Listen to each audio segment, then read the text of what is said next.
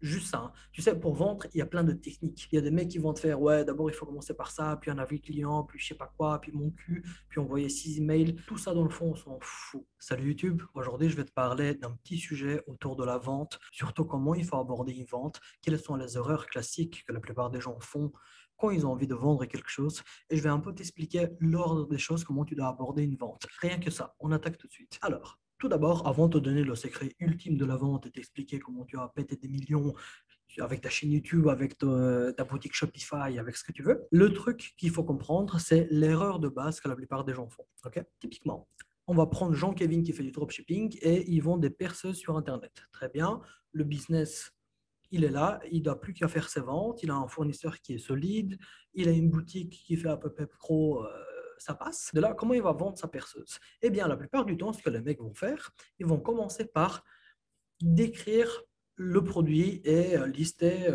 une liste de caractéristiques. Magnifique, perceuse, visseuse, je ne sais pas combien d'embouts, avec batterie rechargeable, X temps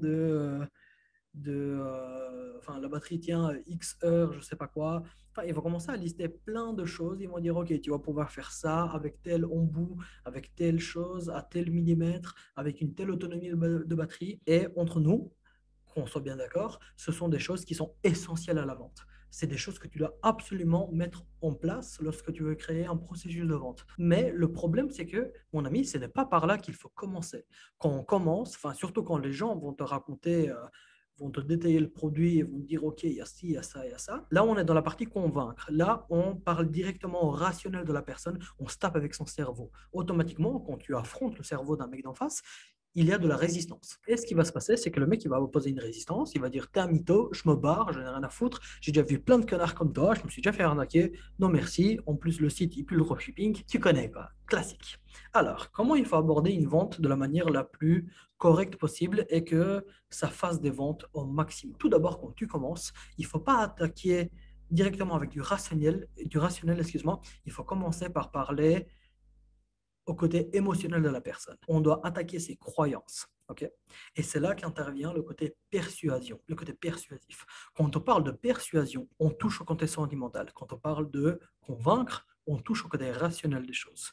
Tout d'abord, quand tu commences un processus de vente, tu dois commencer par attaquer l'émotionnel et les croyances des personnes. Okay. Si je dois te faire un exemple, imaginons, on prend le cas de quelqu'un qui fait du business en ligne et tu as envie de lui vendre un coaching. Lorsque tu vas le voir, ce mec, tu vas un peu voir sa situation et tu vas lui dire, sûrement tu connais ce genre de situation quand tu mets 3-4 mois à monter une boutique parfaite, que tu fais tes publicités, seulement la publicité c'est dur, Facebook peut te bloquer, ils peuvent supprimer ton compte, ça peut, même si la publicité marche, au final, tu n'es pas sûr que ce soit rentable. Les mecs, ils sont de plus en plus haineux sur Internet. Dès que tu mets une publicité sur du make money, ben, les mecs, ils t'insultent toute ta famille sur 6 générations. Et tu vas commencer à lui lister plein de soucis pour diagnostiquer son cas pour que la personne puisse s'identifier. Okay. Tu lui parles et tu lui dis, voilà, mec, lorsque tu commences un business en ligne, ce qu'il te faut, ce n'est pas être un expert en publicité, ce n'est pas être un expert en copywriting, ce n'est pas non plus être le meilleur, le type qui a le meilleur emailing de la planète. Ce n'est pas tout ça qui est important.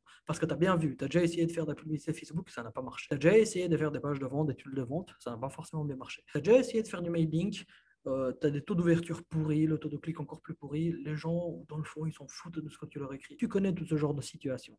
Ce que moi, je te propose quand tu as envie de te lancer dans un business en ligne, c'est avoir des plans d'action qui sont personnalisés et adaptés à ton business. C'est-à-dire que tu travailles sur 3 axes: acquisition de trafic, marketing et système automatisation. À travers ces 3 piliers, si tu le fais intelligemment et tu prends une tâche dans chaque pilier, tu mets une machine, tu crées concrètement une machine qui va faire le travail et qui va automatiquement faire entrer les gens, les convertir en clients, et une fois qu'ils sont clients, entretenir de la relation avec eux pour leur revendre des choses par la suite. Imaginons tu abordes quelqu'un comme ça, ok? Là, tu lui parles à ce côté émotionnel, tu parles à ses croyances. Le mec, il est sûr qu'il doit être une bête en publicité Facebook, qu'il doit être très très fort en copywriting, dans la création de tunnels de vente, dans son emailing, son email marketing, etc. Et tu lui dis, mec, non, non, non, non, c'est de la connerie tout ça. Il ne faut pas que tu sois fort là-dedans, il faut juste que tu aies des petites bases, par-ci, par-là, que tu fasses un plan d'attaque qui est personnalisé et sur mesure pour ton business. Et en ayant son plan d'attaque, tu ne vas pas être spécialiste dans chaque domaine, non. Par contre, tu auras un truc équilibré. qui va avoir un rôle précis à chaque étape et qui va faire rentrer des gens, les faire acheter et les faire rester pour les faire acheter d'autres choses. Tu vas attaquer la personne sur ses croyances. Une fois, une fois seulement que le mec, il se dit, oh, ok, putain, c'est pas mal, et je me retrouve dans ce que le mec est en train de dire, le mec en face, à ce moment-là, on va commencer à le convaincre et à attaquer les objections et le rationnel. Imaginons, tu as fait ton petit pitch de vente et le mec, il se dit, ok, c'est bien, mais moi, j'ai jamais fait un tunnel de vente de ma vie. Et là, tu lui dis, eh ben, pas de souci, mec, j'ai mis en place un système pour toi. C'est un template, c'est comme un texte à trous. Tu dois juste remplir les trous avec le nom de tes produits, avec ton nom, ta marque, etc. Et tu as un texte de vente qui est tout prêt, tout frais à envoyer le paquet et faire des ventes. Le mec te fait, ouais, mais j'ai jamais vu, enfin, j'ai jamais fait de publicité Facebook ou j'ai jamais fait de SEO, ce que tu veux, et tu lui dis, t'inquiète, pas de souci, j'ai prévu là-dedans ça, ça, ça et ça, et c'est génial parce que ça et ça, c'est super. Si tu as envie de lui vendre du SEO, tu lui dis, mec, je t'ai déjà tout prévu, tu as 3 modules entiers sur le SEO qui font je sais pas combien d'heures, et non seulement ça coûte pas d'argent, mais en plus, il n'y aura pas une plateforme qui va te bloquer tes publicités. Même si c'est un peu plus dur à mettre en place, je te montre tout. Et là, tu lèves les objections, tu parles directement à son cerveau. Et une fois que la nouvelle croyance est installée, en mode, c'est pas être expert sur un domaine qu'il faut, mais c'est avoir des bases dans tout et créer un plan d'action là-dessus. À ce moment-là, tu commences à attaquer les objections et le cerveau du mec. Et ok, ça c'est bien parce qu'il y a ça. Ça c'est bien parce qu'il y a ça. Tu sais pas faire ça? Pas de souci. Je t'ai prévu un module pour ça, ça, ça et ça. En plus, tu as un bonus qui parle de ça. Et il va dire, putain, c'est génial, je ne savais même pas comment le faire. Tu vois ce que je veux dire? Si tu abordes un processus de vente dans cet ordre-là, tu lui dis, OK, d'abord, on commence, mec, la persuasion. On attaque les croyances, on attaque l'émotionnel. Une fois que le mec, il est sûr que c'est la solution qu'il lui faut, à ce moment-là, bah, comme tout être humain, il va commencer à réfléchir. Quand il commence à réfléchir, c'est en fait, dis-toi, quand tu vends quelque chose, c'est toujours une conversation, ok? Toi qui fais ton pitch de vente et le mec qui réfléchit en face et qui émet des objections, des hypothèses, des réponses dans sa tête. Il se dit putain, ça a l'air pas mal, le mec il a l'air pas trop con, mais par contre ça j'ai jamais fait de ma vie, ça je suis pas sûr. En plus le mec, bah au final je le connais pas tellement. Et c'est à ce moment-là que tu viens y répondre parce que tu anticipes à l'avance. Garde ça en tête, réfléchis comment tu peux le mettre en place dans ton business et garde cet ordre quand tu vends quelque chose. D'abord la persuasion, puis le côté convaincre les gens en levant les objections.